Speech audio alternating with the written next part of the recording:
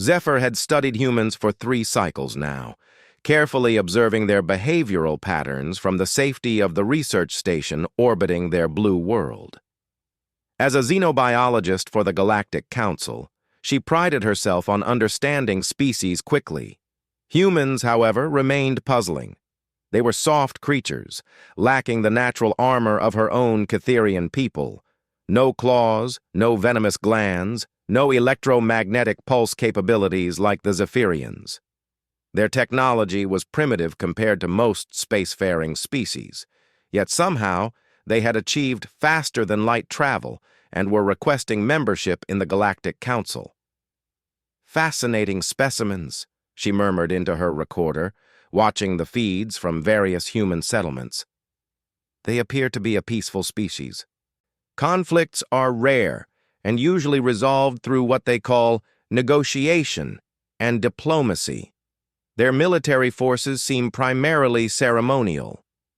Her supervisor, Commander Thex, materialized as a hologram beside her workstation. The massive Gordanian's 4 eyes blinked in sequence, a sign of amusement. "Still trying to decode the humans, Zephyr?" "They don't fit any standard classification," she replied, adjusting her equipment to focus on a human city. "They're too weak to be apex predators, too social to be solitary hunters, too emotional to be purely logical beings. Every model suggests they should have gone extinct before developing agriculture, let alone space travel." Thex's mandibles clicked approvingly. "Perhaps that's exactly why the Council is interested in them. A species that defies classification might bring new perspectives." Zephyr nodded, returning to her observations. She had been documenting human behavior across multiple continents and cultures. They seemed remarkably consistent in their gentleness. Even their criminals were treated with what they called humane conditions. Their wars, when they occurred, were fought with strict rules they called Geneva Conventions that protected non-combatants. The humans currently being observed lived in a settlement called New Geneva, a research outpost on their moon. 300 scientists and support staff who had volunteered for the isolation of lunar life. Zephyr had been monitoring them specifically because their isolation made for a perfect controlled environment. Dr. Sarah Chen, the settlement director, was Zephyr's favorite subject. The small human female demonstrated remarkable leadership qualities, managing resources, resolving conflicts, and maintaining morale among her people. She was patient, logical, and unfailingly kind to everyone under her supervision. "Today marks day 87 of observation," Zephyr spoke into her recorder. "Subject Chen has just finished mediating a dispute between 2 research teams over laboratory scheduling. As always, she found a compromise that satisfied both parties. This species' capacity for cooperation continues to exceed all theoretical models." She was about to close the observation session when her instruments detected something unusual. A massive ship was approaching the human lunar settlement, but it wasn't broadcasting any known human identification codes. Zephyr quickly ran the vessel's configuration through her database. Her breathing apparatus stuttered as the results appeared on her screen. It was a destroyer-class raider belonging to the Vorthax Syndicate, one of the galaxy's most brutal pirate organizations. The Vorthak were everything humans were not.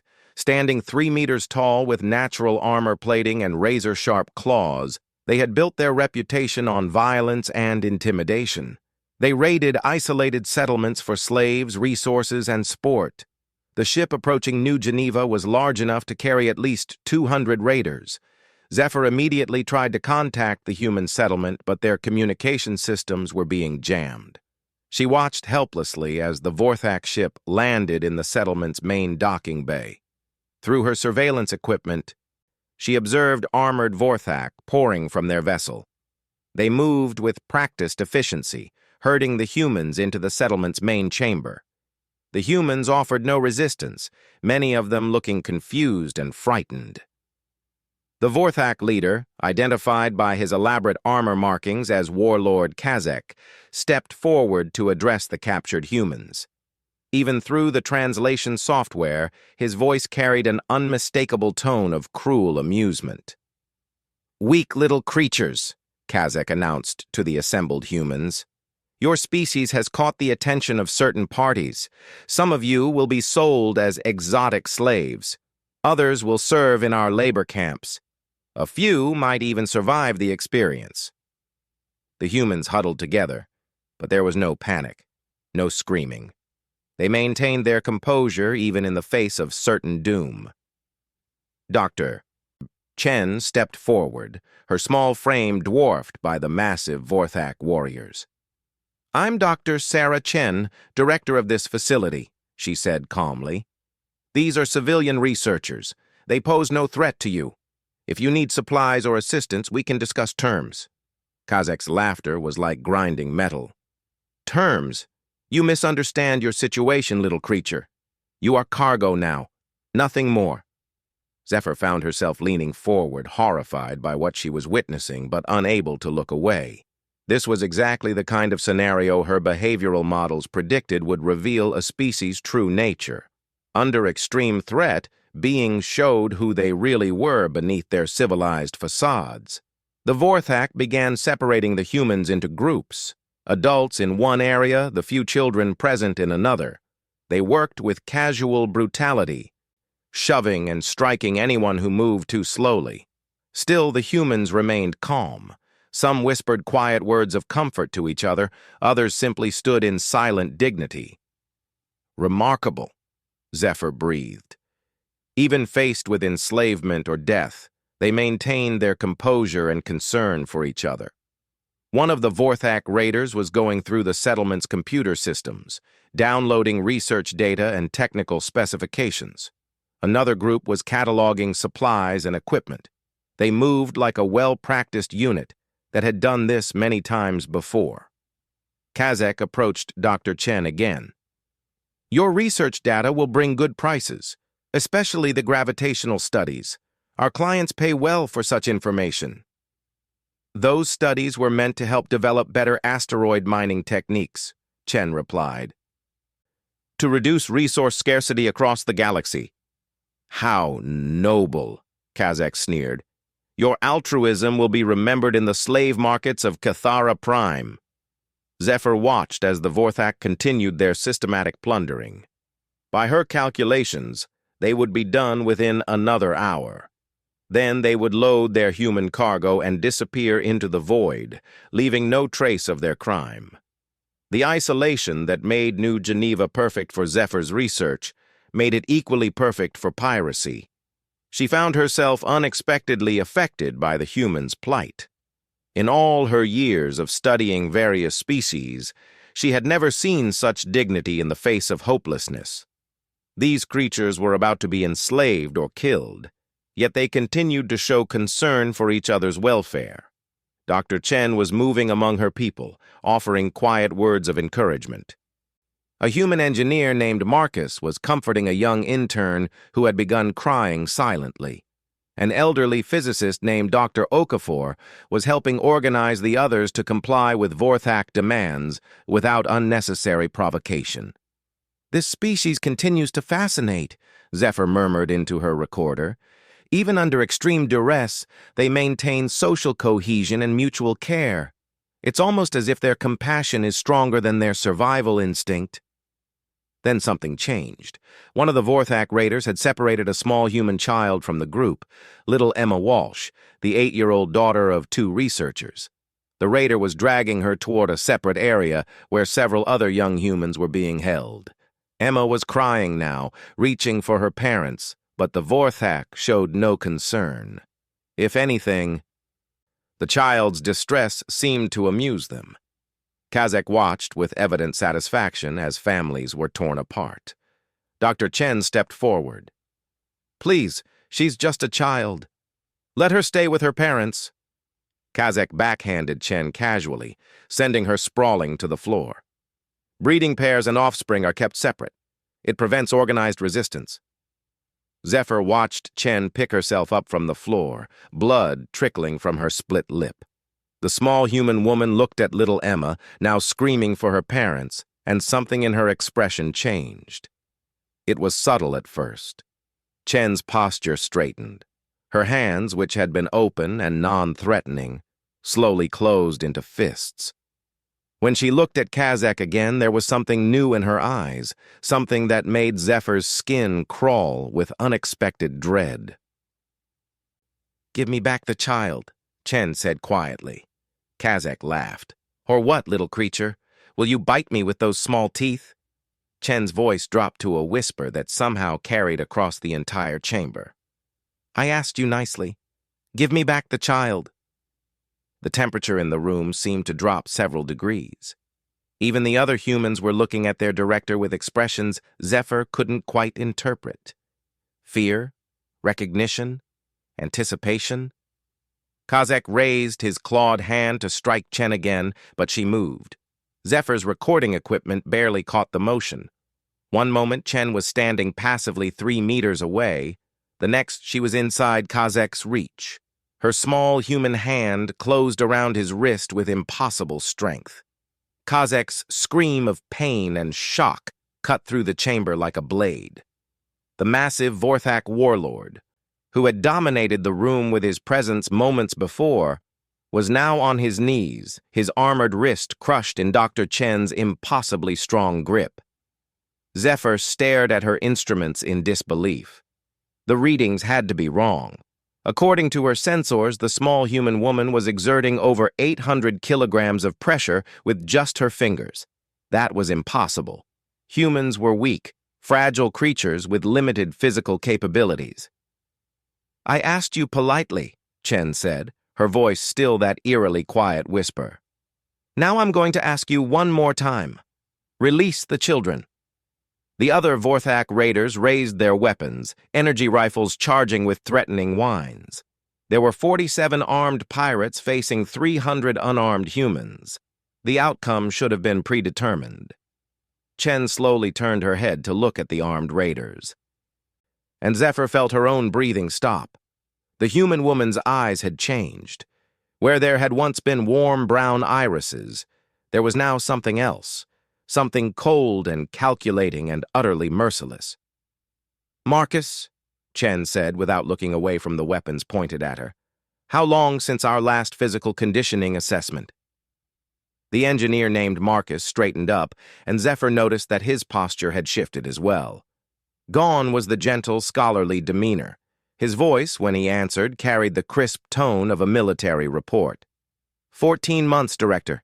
Since we've been in low gravity, most of the team has been maintaining enhanced exercise protocols. Dr. Okafor, Chen continued, current atmospheric composition? The elderly physicist checked a device on his wrist. Optimal, Director. Oxygen at 23%. Gravity at 0.16 standard. Zephyr frantically ran calculations. Low gravity meant the humans could move faster, jump higher, hit harder than they could on their home world. But that still didn't explain the impossible strength Chen was displaying. "Angela," Chen said to a woman Zephyr had previously cataloged as a botanical researcher, "how many hostiles?" Angela's eyes swept the chamber with the precision of a targeting computer. 47 visible. Unknown number on ship.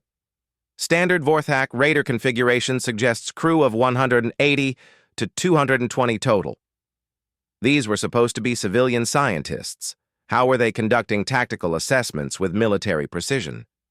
Kazek was still struggling to free his wrist from Chen's grip, his claws scraping uselessly against her skin. "What are you?" he gasped.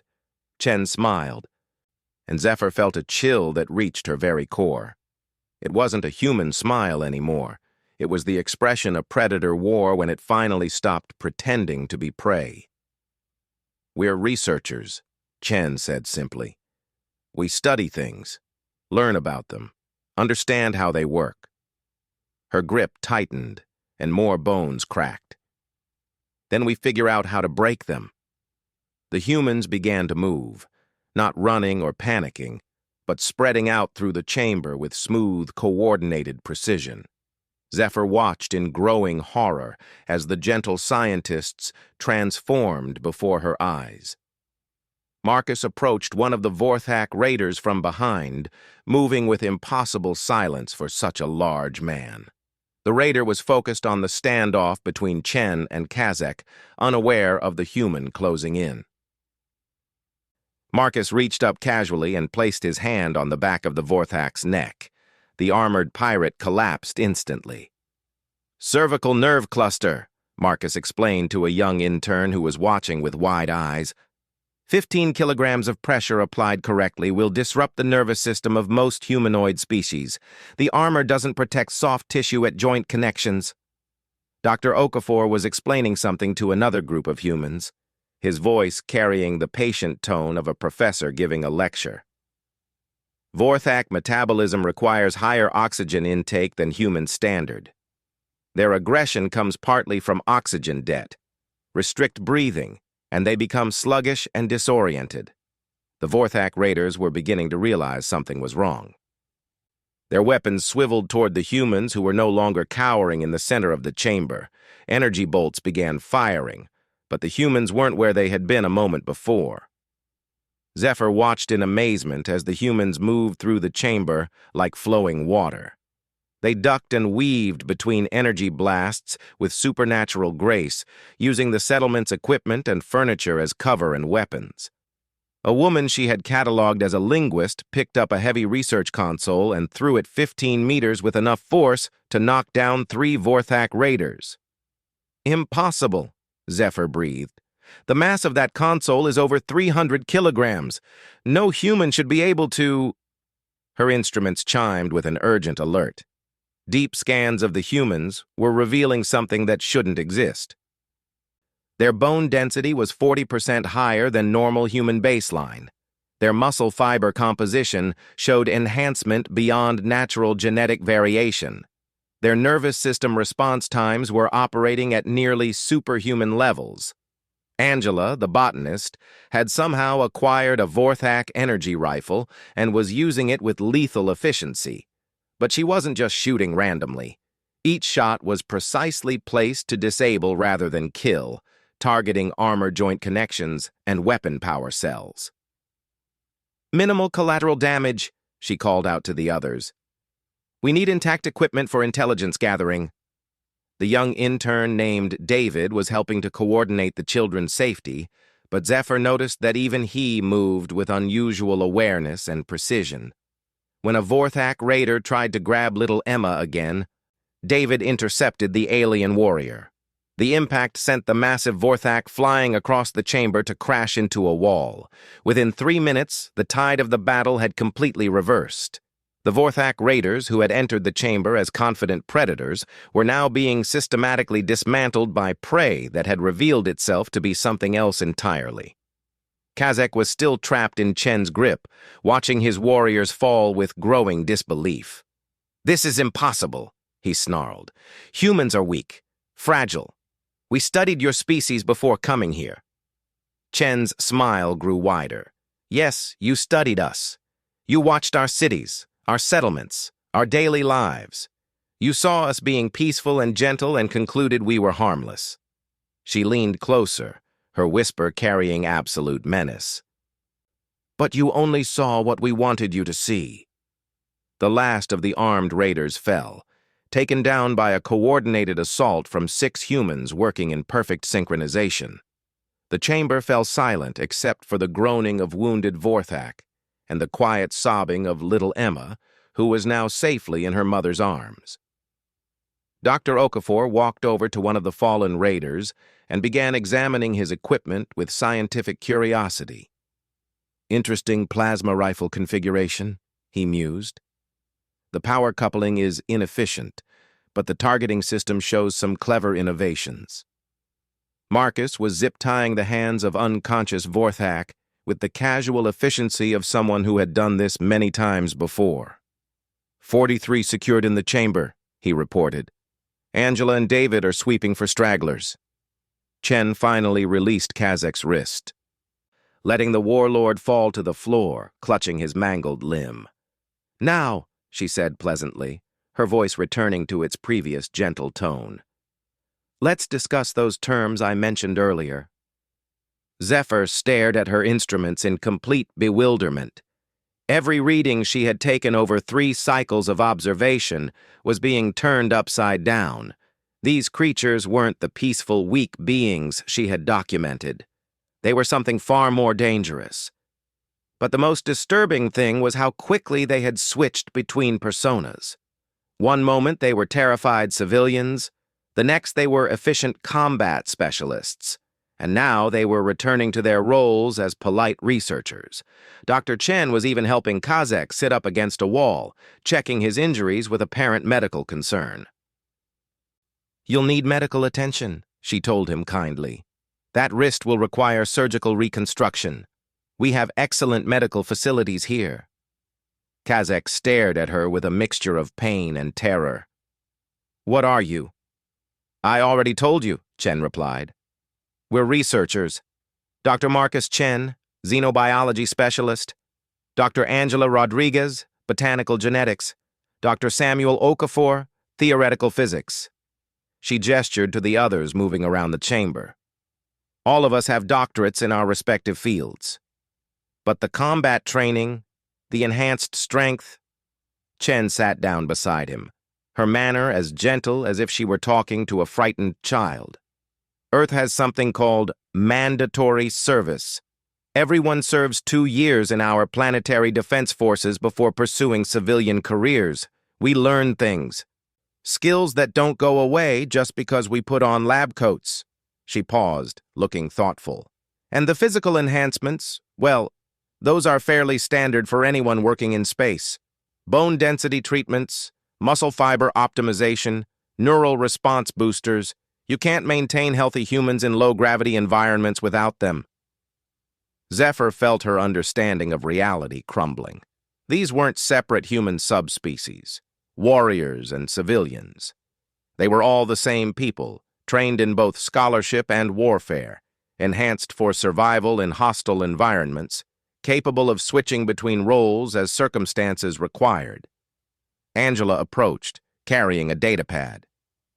"Director, I've been going through their ship's computers. They've hit 17 settlements in this system over the past year. Over 3,000 sentients enslaved or killed." Chen's expression didn't change, but somehow her presence seemed to grow more threatening. "I see. And their intended destination for our people? Slave markets on Cathara Prime, as the warlord indicated. But there are other facilities marked in their navigation data, processing centers, combat training facilities." Angela's voice turned grim. "They don't just sell slaves. They breed them, engineer them for specific purposes." The humans around the chamber had grown very still. Zephyr noticed that their posture had shifted again, becoming more predatory. The temperature seemed to drop once more. Chen looked down at Kazek with what appeared to be mild disappointment. Now that changes things considerably. From her monitoring station, Zephyr watched with growing dread as the humans began making preparations. They weren't preparing to escape or to call for help. They were preparing for W. Zephyr watched in mounting horror as the humans methodically prepared for what could only be described as total war. These supposed researchers had accessed hidden weapons caches throughout the settlement, revealing equipment that definitely wasn't included in any civilian research manifest. Dr. Chen stood in the center of the main chamber, no longer the gentle settlement director Zephyr had observed for months. She was something else now, a predator wearing the disguise of civilization. Around her, the other humans moved with lethal purpose that spoke of training far beyond simple mandatory service. "Marcus, what's our status on heavy equipment?" Chen asked. "2 plasma cannons online, Director. Mining charges have been reconfigured for anti-ship use. The industrial fabricators can produce basic ammunition and explosive devices." Marcus checked a tactical display that had somehow appeared on equipment Zephyr distinctly remembered being marked as geological survey gear. "Estimated time to full combat readiness, 18 minutes. Chen nodded approvingly. "Angela, communications?" I've broken through their jamming and established contact with the Deimos research station. Director Williams confirms they experienced a similar attack yesterday. They also confirm that Admiral Chen is en route with the Third Fleet. Zephyr's translator hiccuped. Admiral Chen? She quickly cross-referenced the name and felt her respiratory system stutter in shock. Admiral Sarah Chen was listed as one of humanity's most decorated military commanders, veteran of the Proxima campaign and hero of the Battle of Wolf 359. But that couldn't be the same person as this gentle research director. Except now, watching the woman coordinate military operations with professional efficiency, Zephyr realized they were exactly the same person. "Expected arrival time?" Chen asked. 36 hours, Angela replied. "But, Director, the other settlements—" Chen's expression darkened. "I know. 36 hours is too long. These raiders will hit 3 more research stations before our people arrive." She turned to address the room. "Ladies and gentlemen, we have a problem. There are approximately 170 more Vorthak raiders on that ship, and they represent an ongoing threat to civilian settlements throughout this system."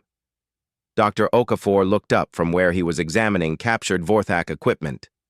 The ship's shields would normally be impenetrable to our available weapons. However, their power distribution system has an interesting flaw. He projected a holographic schematic into the air. If we can overload their primary fusion reactor, the resulting cascade failure would disable their entire fleet. Zephyr stared at the projection. Dr. Okafor, whom she had cataloged as a theoretical physicist studying black hole formation, was providing detailed analysis of enemy ship vulnerabilities. How did a civilian researcher know so much about warship design? "That would require someone to board their vessel," Marcus pointed out. "Suicide mission." Chen smiled again. And this time, Zephyr recognized the expression for what it truly was. It was the look of a hunter who had found worthy prey. "Not necessarily," Chen said. "Kazek here is going to help us." The Vorthak warlord, still nursing his shattered wrist, looked up in confusion. "I will never betray my own crew." "Oh, you misunderstand," Chen replied pleasantly. "You're not betraying anyone. You're simply going to return to your ship and report that the humans have been secured. You'll explain that some of us need medical attention and request a medical team." Kazek's eyes narrowed. "Why would I do this?" Chen knelt down beside him, her voice taking on an almost motherly tone.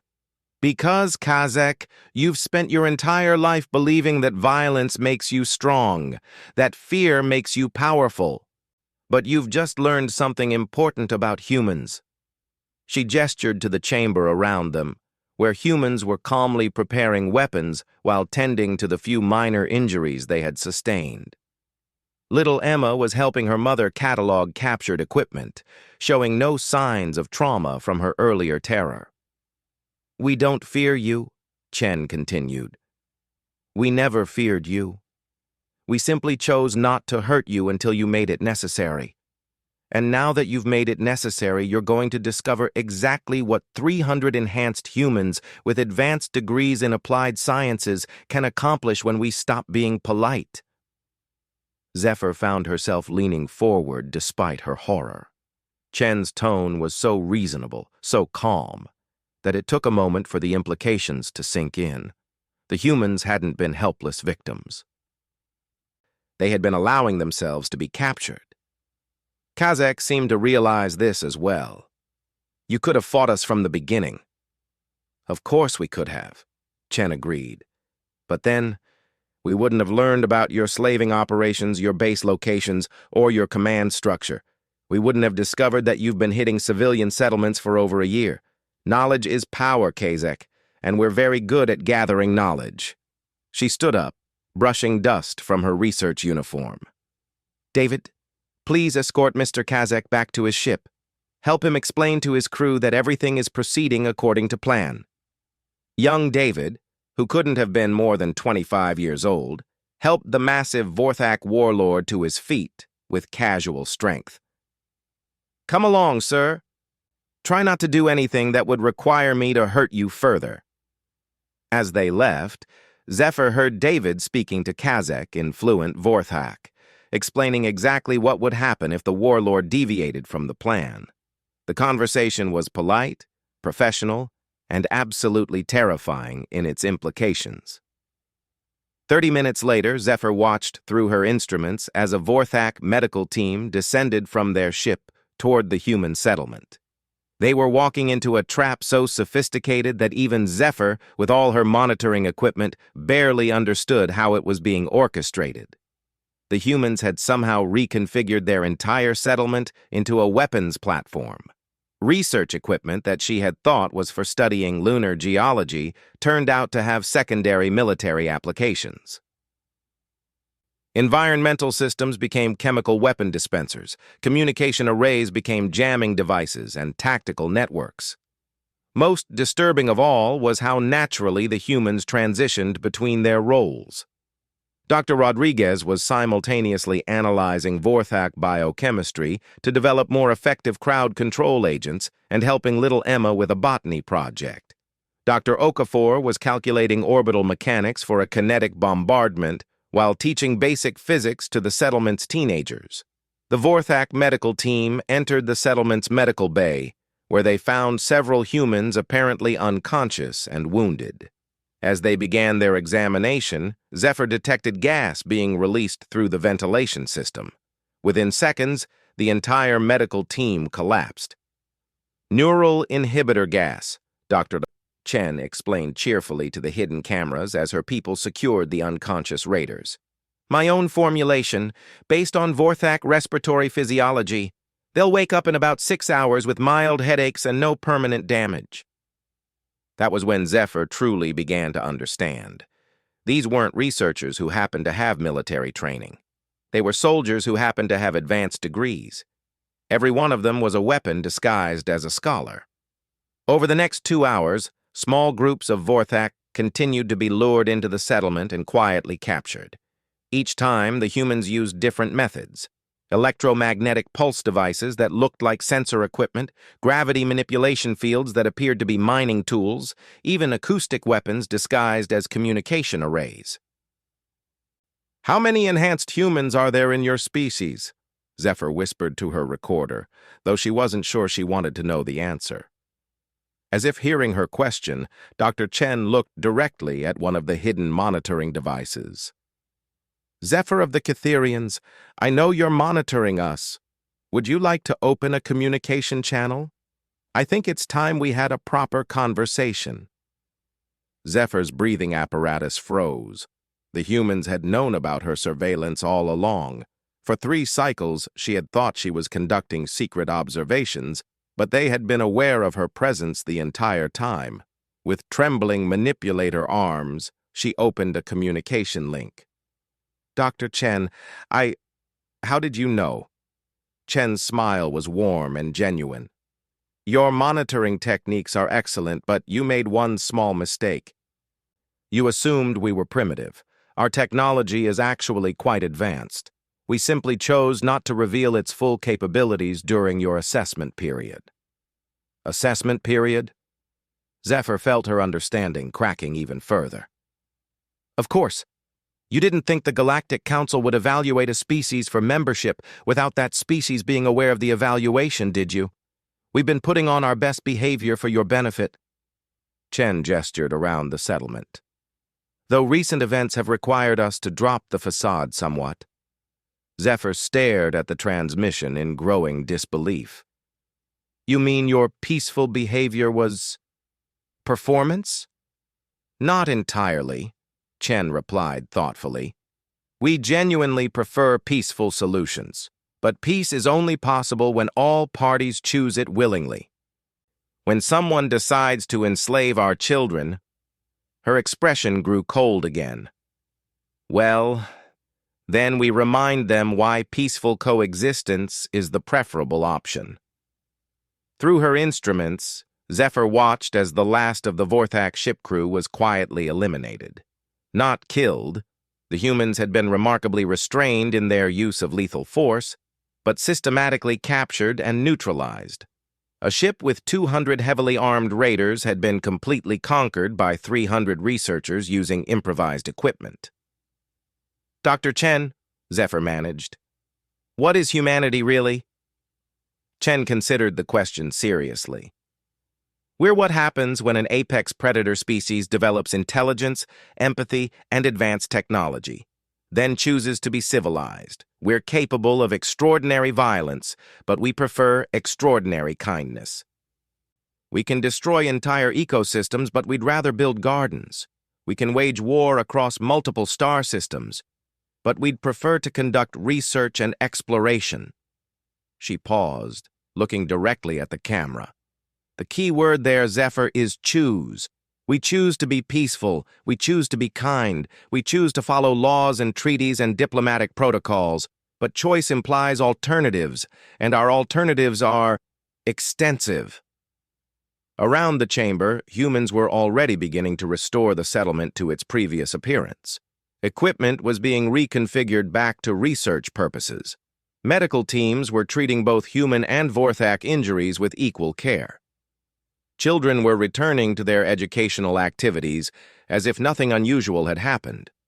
The transformation was so complete that within an hour, Zephyr might have convinced herself the entire battle had been a hallucination, except for the 200 captured Vorthak pirates now secured in the settlement's storage bays. "What will happen to them?" Zephyr asked. "They'll be turned over to Galactic Council authorities for prosecution," Chen replied. "Their victims will be freed and returned to their homeworlds. The slave markets they supply will be shut down. It's all very legal and proper." "And if they had succeeded in enslaving your people?" Chen's smile disappeared entirely. "Then you would have learned why humanity spent most of its early history fighting wars, and why we became very, very good at it. You would have discovered why every predator species on our homeworld learned to avoid us. You would have seen what we're actually capable of when we stop choosing to be civilized." Zephyr felt a chill that penetrated to her core. "What are you capable of?" "Everything, Zephyr. We're capable of everything.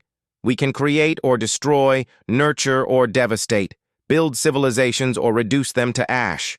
We are, genetically and culturally, the most dangerous species in the galaxy." Chen's voice grew soft. "And we have chosen to use that danger to protect rather than conquer, to serve rather than rule, to build rather than destroy."